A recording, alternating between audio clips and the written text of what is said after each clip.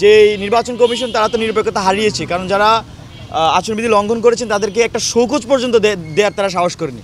যেটা আমরা দেখেছিলাম 2019 সালে ছাত্রলীগকে সেই ধরনের সুযোগ সুবিধা দেওয়া হয়েছিল। এবার আমরা ছাত্রদলকে একই ধরনের সুযোগ সুবিধা দেওয়ার ইটা দেখছি, তো সিলসিলাটা দেখছি। এখন যদি ছাত্রলীগ যেরকম 19 সালে কৃত্রিম লাইন করে ভোট জালিয়াতি করে নির্বাচন করেছিল, এখন নতুন এই যে আশঙ্কা, এটা কিন্তু শিক্ষার্থীরা করছে যে ছাত্রদল বা এই যে নির্বাচন কমিশন তারা এই ধরনের রাস্তায় হাঁটে কিনা, এই আশঙ্কা উড়িয়ে দেওয়ার মতো না।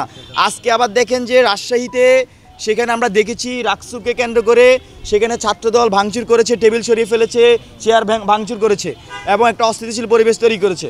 তো তারা যে নব্বীর হাওয়ার কথা বলছে, এই নব্বীর হাওয়াকে ঢাকা বিশ্ববিদ্যালয়ের শিক্ষার্থীরা খুবই ক্রিটিক্যালি দেখছে এবং তারা আবার ওই ক্যাম্পাসে দখলদারিত্ব বজায় নিয়ে আসে কিনা সেটা নিয়ে অনেকে আশঙ্কা করছে। বাকের যেটা বললো হচ্ছে নির্বাচনী পরিবেশ খুবই আমেজের মধ্য দিয়ে আছে, কিন্তু এক্ষেত্রে একটা বিষয় সন্দিহান কিংবা আমাদের একটা বিড়ম্বনার শিকার হচ্ছে, ঢাকা বিশ্ববিদ্যালয় এখন পর্যন্ত প্রায় 57টা ডিপার্টমেন্ট আমরা পরীক্ষা চলমান।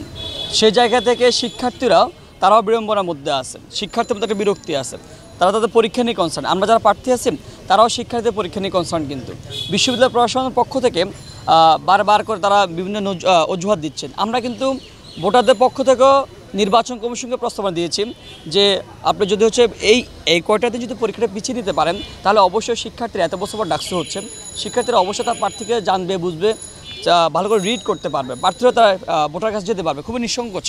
এই জায়গাটা কিন্তু এখনও রয়ে গেছে, ফুলফিল করতে পারে না। আরেকটা বিষয় হচ্ছে নির্বাচন কমিশন বলেছে তারা 5 তারিখ থেকে মানে 7 তারিখ তারা সব কিছু ক্লাস পরীক্ষা বন্ধ করে দেবে, তারা 5-6 তারিখ শুক্র শনিবার আমরা শিক্ষার্থীর লম্বাটা গ্যাপ পাবেন। এই যে নির্বাচন তাদের অংশগ্রহণ না করার একটা মনোভাব তৈরি হয়ে যাবে। কিন্তু আরেকটা বিষয় দেখেন, নির্বাচন কমিশন হুট করে বললেন যে তারা সেনা মোতায়েন করবেন, এই যে শিক্ষার্থীর মধ্যে আতঙ্ক তৈরি করে দেওয়া। আরেকটা বিষয় হচ্ছে দেখেন, ভোট কেন্দ্রগুলো হচ্ছে গাদাগাদি করে দেওয়া, একটা টিএসসির মতো জায়গায় 3টে নারীদের ভোট কেন্দ্র দেওয়া। এই যে অসঙ্গতিগুলো, আবার যে নির্বাচন কমিশন তার বিধি সেট করে দেওয়া বিধিবিধানগুলো যখন কোনো প্রার্থী লঙ্ঘন করেন, সেই প্রার্থীকে শোকজ না দিয়ে যখন তার পক্ষে সাফাই করেন, তখনই আমার মধ্যে সন্দেহের বিষয়টা আর বেশি উদ্রেক হয়। আর একটা বিষয় দেখেন, যখন কারোর সাথে আলাপ আলোচনা না করে নির্বাচন কমিশন হুট করে মনোনয়নপত্র উত্তোলনের সময় একদিন বাড়িয়ে দেন, তখনই আমাদের বাকের মধ্যে যেটা বলেছিলাম যে 9 তারিখ নিয়ে আমাদের সংকট আর বেশি অনুভূতি হয়। শুধু আমাদের না, ভোটারদের সংকটটা অনুভূত হয়।